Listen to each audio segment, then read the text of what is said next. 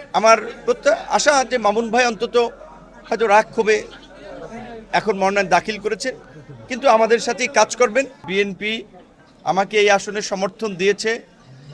সেই দল থেকে অন্যতম একজন মনোনয়ন প্রত্যাশী ছিলেন সাবেক এমপি শাহজাহান খান সাহেবের ছেলে শিবলু খান সহ বিএনপির নেতাকর্মী, গণ অধিকার পরিষদের নেতাকর্মী সহ আমরা আজকে জেলা সহকারী রিটার্নিং কর্মকর্তা তার কার্যালয়ে আমরা আজকে মনোনয়নপত্র দাখিল করেছি।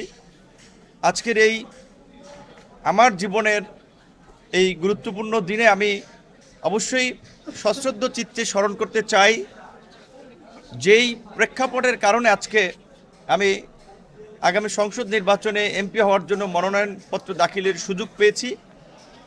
সেটি হচ্ছে 2024-এর জুলাইয়ের গণ অভ্যুত্থান।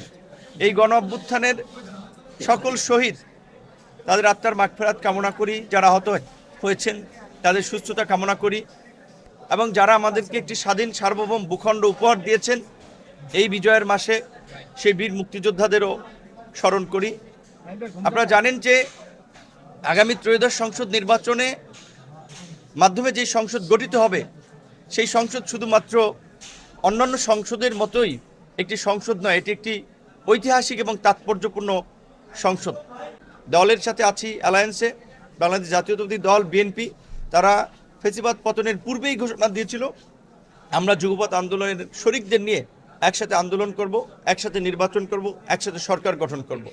সেই লক্ষ্যে যে জাতীয় সরকার গঠন করবে সেটি আপনারা পরিষ্কারভাবে শুনেছেন।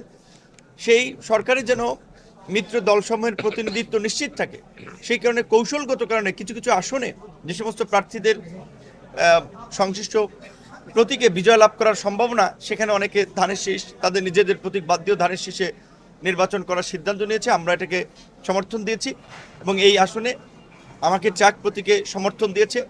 আশা করি এই গলাচিপা 10 মিনার মানুষ প্রথমবারের মতো তাদের সন্তান আরও একটি ঐতিহাসিক ডাকসু নির্বাচনে ভিপি নির্বাচিত হয়েছে।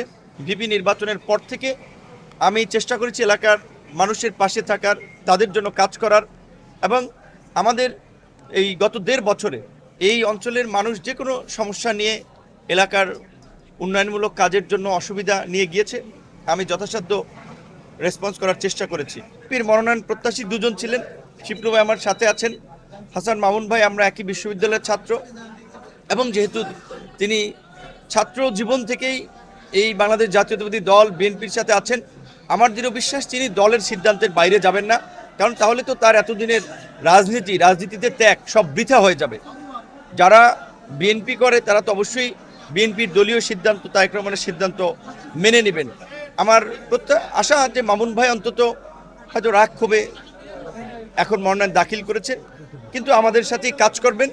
বিএনপির এখানে নেতৃবৃন্দের মধ্যে সাবেক সভাপতি, সেক্রেটারি, ছাত্রদল, যুবদল, বিভিন্ন পর্যায়ের নেতৃবৃন্দ আছে, এবং এখানে উপস্থিত আছেন ইকচার কবির ভাই, সাবেক সহসভাপতি ছাত্রদল, এবং ফেসিবাদের আমলে মোস্ট ওয়ান্টেড ক্রিমিনাল হিসেবে বিবেচিত হতেন, যে কারণ এই ঢাকা শহরে আন্দোলন সংগ্রামে সে একজন অন্যতম লড়াকু যোদ্ধা ছিলেন।